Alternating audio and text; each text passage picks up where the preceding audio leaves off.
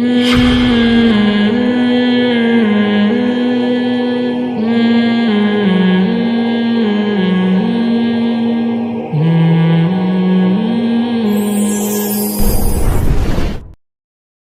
لَكُمْ فِي الْأَنْعَامِ لَعِبْرَةً، قرآن کہہ رہا ہے تمہارے لیے چوپایوں میں بھی عبرت کا سامان ہے۔ میں نے بتایا سورہ نحل میں اللہ نے اپنی نعمتوں کو بہت بیان کیا ہے، تو اللہ جانور کی اور یہ جو چوپائے ہیں، گائے، چوپائے جو 4 طرح کے جانور ہیں نا، ان پر اکثر اس کا اطلاق ہوتا ہے۔ اونٹ، گائے، بھینس اور بکری اور دمبا، تو یہ 4 جانوروں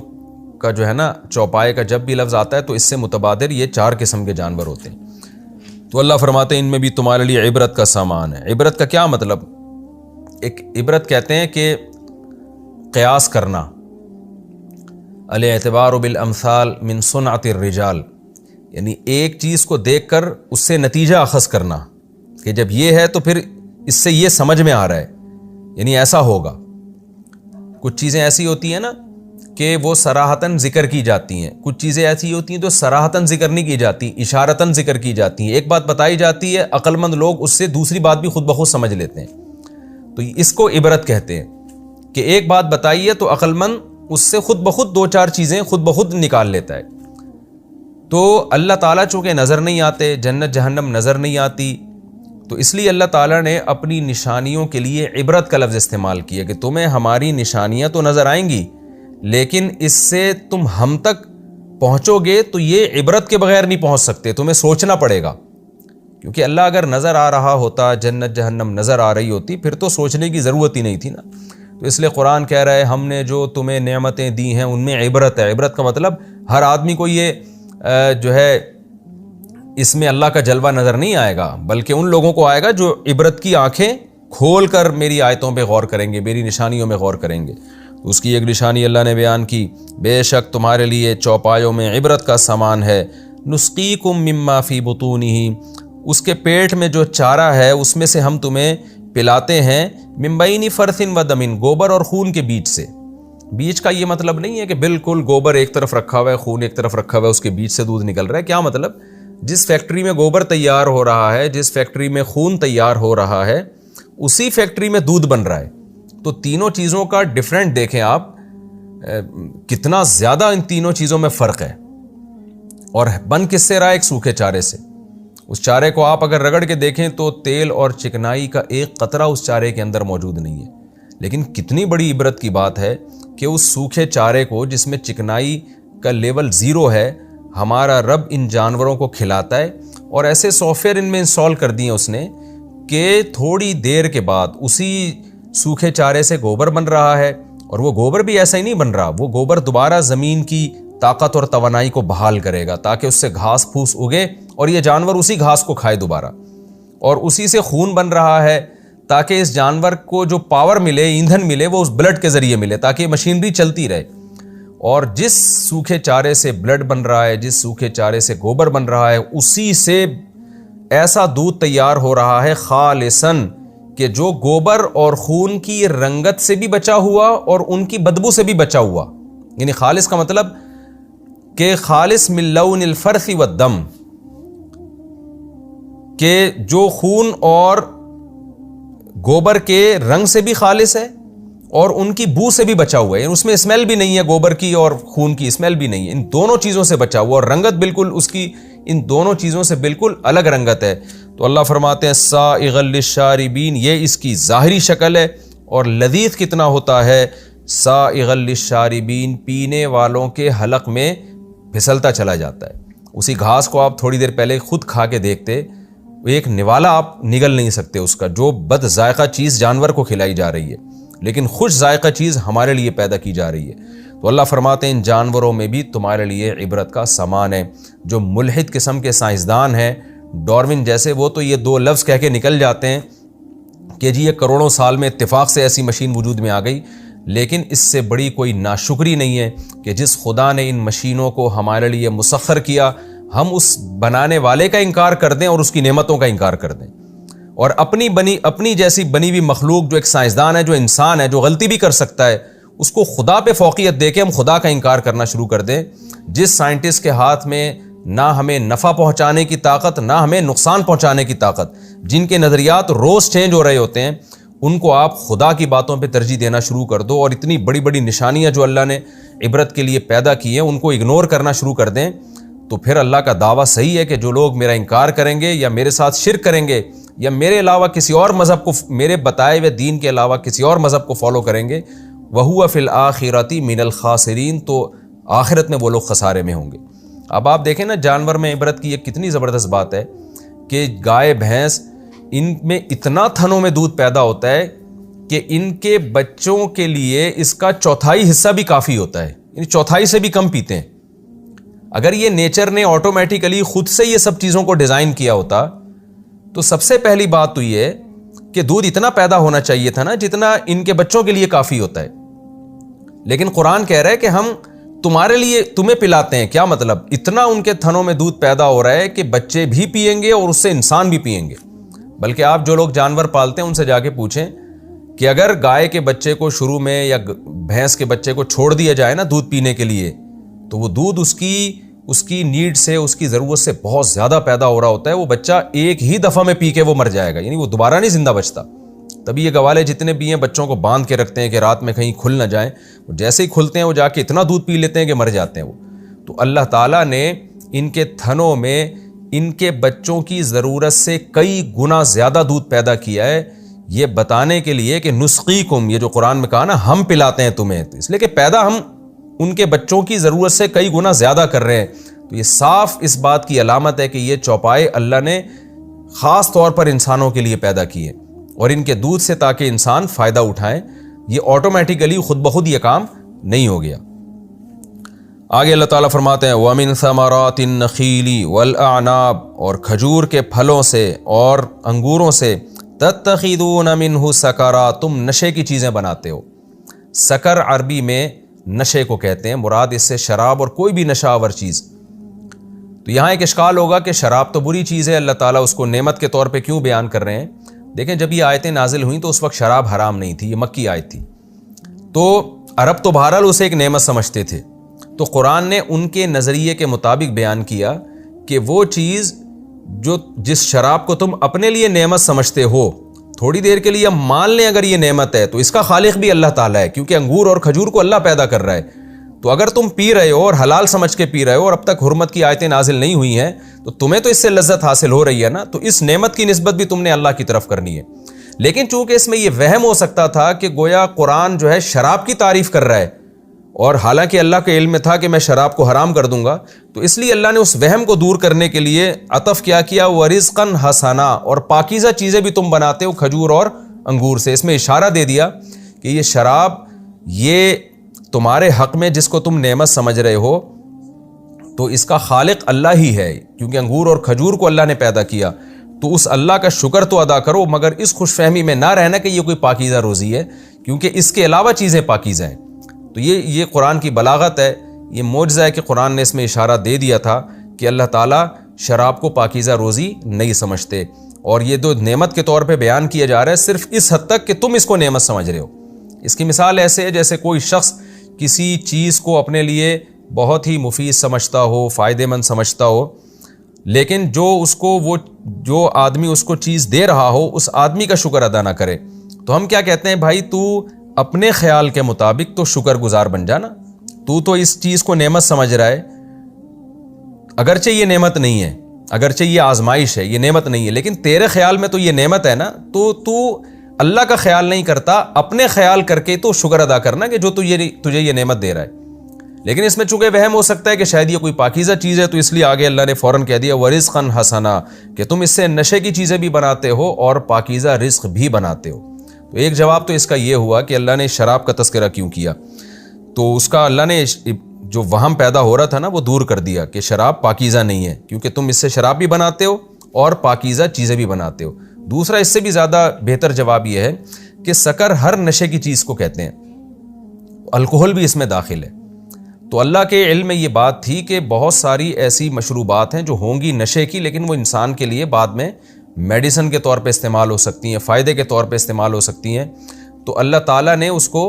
ایک نعمت کے طور پہ بیان کر دیا۔ کہ تتخذون منہ سکرا، تم اس سے وہ چیزیں بناتے ہو جو نشے والی ہیں۔ اب قطع نظر اس سے کہ کس صورت میں وہ نشہ حرام ہے، کس صورت میں وہ حلال ہے، اس سے اللہ نے بحث نہیں کی، بلکہ اس کی بحث قرآن میں دوسرے مقام پر ہے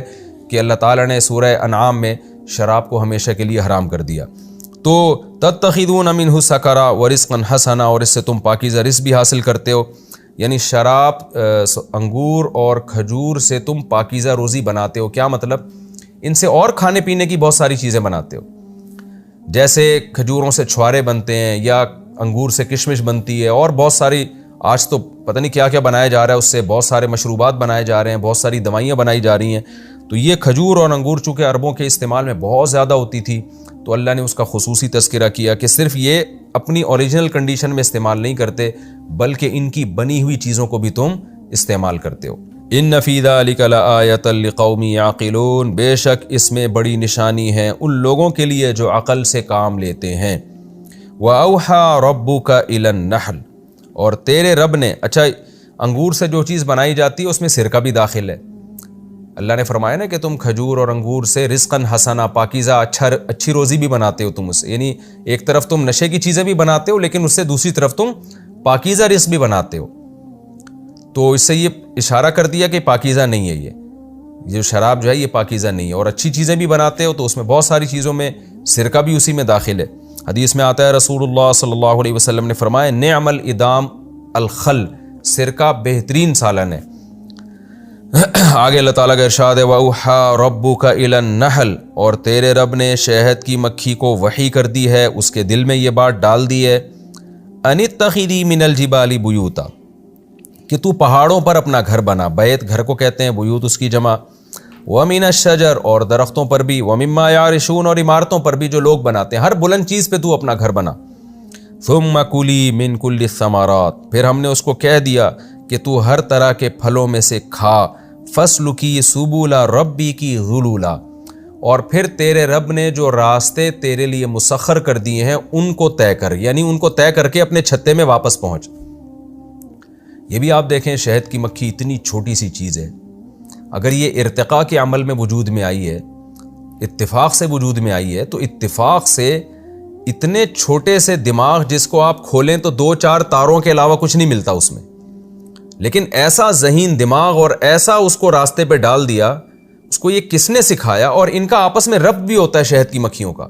ارتقاء کے نتیجے میں اگر کوئی مخلوق پیدا ہوتی تو ایک ہوتی نا، یہ پورا گروپ کیسے پیدا ہو گیا کہ ملکہ مکھی، مزدور مکھی، پھر نر مکھیوں کی نسل کو کنٹرول کرنے کے لیے ان کو قتل کرنے والی مکھیاں الگ ہیں۔ اس پہ تو اتنی موٹی موٹی سائنسدانوں نے کتابیں لکھی ہیں شہد کی مکھیوں پر۔ یہ اتنا مربوط نظام وجود میں آیا، اور اتنے مربوط نظام کے نتیجے میں اتنا بہترین مشروب پیدا ہو رہا ہے، تو یہ صاف علامت ہے اس بات کی کہ اس مشروب کی تیاری کے لیے اسپیشل اللہ نے اس مخلوق کو پیدا کیا اور ان کا آپس میں ایسا ربط پیدا کیا۔ اور یہ بھی قرآن کی بلاغت ہے کہ اللہ فرماتے ہیں کہ یہ ساری چیزیں نا یہ ایک پروسیس کے تحت کر رہی ہوتی ہے، اس میں کہیں بھی خلل نہیں ہوتا۔ ایسا نہیں ہوتا کہ ایسی غلط جگہ پہ چھتا بنانا شروع کر دے جو ضائع ہو جائے، وہ تلاش کرتی ہے کہ اوپر والی جگہ۔ تو ارتقاء کے نتیجے میں اس کو یہ کیسے سمجھ میں آیا کہ میں نے درختوں پہ، پہاڑوں پہ، اور جو لوگ عمارتیں بناتے ہیں اونچی جگہ پہ میں نے گھر بنانا ہے تاکہ میرا گھر محفوظ رہے۔ اور پھر اس کے بعد فصل کی وہ کیا ہے کہ ثم کلی من کل ثمرات، پھر ہر طرح کے پھلوں میں سے اس نے اس کڑوے رس کو چوسنا ہے جو پھولوں کے اندر ہوتا ہے۔ اس کڑواہٹ میں اس کے لیے ایسی دلچسپی کیسے پیدا ہو گئی کہ حالانکہ کڑوی چیز اٹریکٹیو نہیں ہوتی، لذیذ نہیں ہوتی، لیکن شہد کی مکھی ان کڑوے پھلوں کے رسوں کو بھی چوستی ہے کیونکہ اللہ نے اس سے شہد تیار کرنا ہے۔ اور پھر سب سے عجیب بات یہ کہ شہد کی مکھی دور دراز علاقوں کی طرف نکلتی ہے اور اس کا بائی روڈ سفر نہیں ہوتا، بائی ایئر سفر ہوتا ہے۔ آپ دنیا میں کسی بھی ٹریگنومیٹری کے ماہر سے پوچھ لیں کہ بائی ایئر سفر کرنا یہ کرو ٹریگنومیٹری کے علم کے بغیر ممکن نہیں ہے، لیکن شہد کی مکھی سورج کی کرنوں سے اندازہ لگا کے ان راستوں سے واپس اسی چھتے میں لوٹتی ہے۔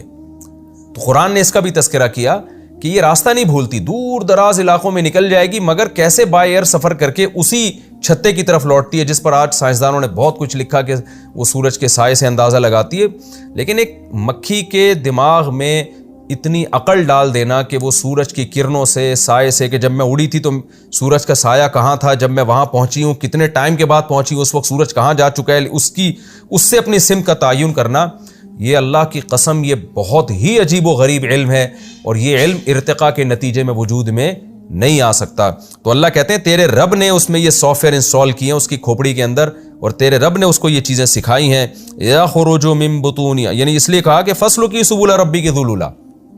کہ تیرے رب نے تیرے لیے واپسی کے راستے مسخر کر دیے ہیں، انہی راستوں پہ چلتے ہوئے آنا، اور تو راستہ مت بھولنا۔ یخرج من بطونہا شراب مختلف الوانہ، اللہ کہتے ہیں اتنی انتھک محنت کے نتیجے میں جو پروڈکٹ حاصل ہوتی ہے وہ کیا ہے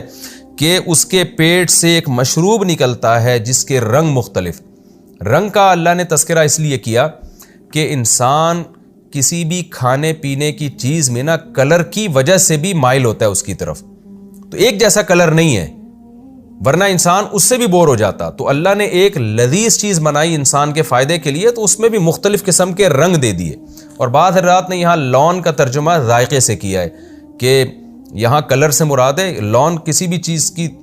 قسم کو بھی کہا جاتا ہے نا، کہتے ہیں مختلف الوان کے لوگ پائے جاتے ہیں، مختلف رنگوں کے لوگ، تو یہاں رنگ مراد نہیں ہوتے، مختلف قسمیں مراد ہوتی ہیں۔ تو مختلف قسموں کے شہد کی طرف بھی اللہ نے اس میں اشارہ کیا، ذائقوں کے لحاظ سے ہو یا کسی بھی لحاظ سے۔ فیہ شفاء للناس، اور اللہ فرماتے ہیں کہ اس میں لوگوں کے لیے شفا ہے۔ جو چیز واضح تھی یعنی اس کا ذائقہ، مزیدار ذائقہ، اس کا اللہ نے تذکرہ نہیں کیا۔ جو چیز اس کے اندر چھپی ہوئی ہے جو لوگوں کے سامنے واضح نہیں ہے، اس کا اللہ تعالیٰ نے ان آیتوں میں تذکرہ کیا کہ اتنی محنت کے بعد صرف ایسا نہیں ہے کہ زبان کے چٹخاروں کے لیے ایک چیز پیدا کی جا رہی ہے، بلکہ ایک ایسی چیز پیدا کی جا رہی ہے جس میں زبان کی لذت بھی ہے اور انسان کی چھپی ہوئی بیماریوں کے علاج بھی ہیں۔ ان فی ذلک لآیۃ، بے شک اس بات میں بڑی نشانی ہے، لقوم، ان لوگوں کے لیے، یتفکرون، جو غور و فکر سے کام لیتے ہیں۔ واللہ خلقکم ثم یتوفاکم، یہ تو اللہ نے انسان سے ہٹ کے جو مخلوقات ہیں ان کا تذکرہ کیا۔ اب اللہ تعالیٰ انسان کا تذکرہ کر رہے ہیں کہ اللہ کو تم پر اتنا تصرف ہے، یعنی نعمتوں کے تو اس نے انبار لگا دیے، تو انسان کی عادت ہے نعمتوں میں پڑھ کر نعمت دینے والے کو بھول جاتا ہے۔ تو اب اللہ تعالیٰ انسان کو ڈرا بھی رہے ہیں کہ تمہارے اوپر بھی ہمیں اتنا کنٹرول ہے کہ پیدا بھی ہم تمہیں کرتے ہیں، موت بھی ہم تمہیں دیتے ہیں، اور بعض دفعہ ایسے بڑھاپے کی طرف لے جاتے ہیں کہ سب کچھ جاننے کے باوجود بھی تم جاہل ہو جاتے ہو، یعنی تمہیں اپنی ذات پر بھی کنٹرول نہیں ہے، تمہارے اوپر بھی تصرف اس خالق کا ہے جس نے تمہیں پیدا کیا۔ تو جب اتنے مجبور اور اتنے محتاج ہو تو ایسے مجبور اور محتاج کا عابد بن کے رہنا، عبدیت اس پہ اچھی لگتی ہے، اس پہ تکبر اس کے لیے مناسب نہیں ہے، تکبر اس پہ سوٹ نہیں کرتا۔ اس لیے آگے فرمایا واللہ خلقکم، اللہ وہ ذات ہے جس نے تمہیں پیدا کیا، ثم یتوفاکم، پھر وہی تمہیں موت دیتا ہے، اپنی مرضی سے نہیں تم مرتے، اللہ جب چاہتا ہے موت دیتا ہے۔ ومنکم من یرد الی ارذل العمر، اور تم میں بہت سے ایسے ہیں جو انتہائی خستہ عمر کی طرف پہنچا دیے جاتے ہیں۔ انسان جانتا ہے نا، علم حاصل کرتا ہے، دماغ استعمال کرتا ہے، تو وہ یہ سمجھتا ہے میں نالج حاصل کرتے کرتے ایسے مقام تک پہنچوں گا کہ اب یہ نالج مجھ سے کبھی ختم نہیں ہوگی، لیکن اللہ تعالیٰ اسے بوڑھا کرنا شروع کرتے کرتے اعضاء جسم کے بوڑھے ہوتے ہوتے دماغ بھی اس کا بالکل خراب ہو جاتا ہے۔ اچھے اچھے ذہین لوگ بڑھاپے میں کیسے سٹھیا جاتے ہیں۔ تو یعنی بتانے کا مقصد یہ کہ تمہارے اوپر مکمل تصرف اس بنانے والے کا ہے، خالق کائنات کا ہے۔ لِكَيْ لَا يَعْلَمَ بَعْدَ عِلْمٍ شَيْئًا، تاکہ علم کے بعد بھی کچھ نہ جانے وہ۔ اچھے اچھے پڑھے لکھے لوگ آخری عمر میں دماغ ان کا کھسک جاتا ہے۔ ان اللہ علیم قدیر، بے شک اللہ تعالیٰ خوب جاننے والا ہے، اسے پتہ ہے کہ کس کے ساتھ میں نے کیا معاملہ کرنا ہے۔ قدیر ہر چیز پر قدرت رکھتا ہے کہ اتنے طاقتور انسانوں کو اور اتنے ذہین اور اتنے پڑھے لکھے لوگوں کو بڑھاپے کی طرف لے جا کر ہر چیز سے فارغ کر دیتا ہے وہ۔ تو یہ قدرت ہے اس کی جس کے تصرفات تمہیں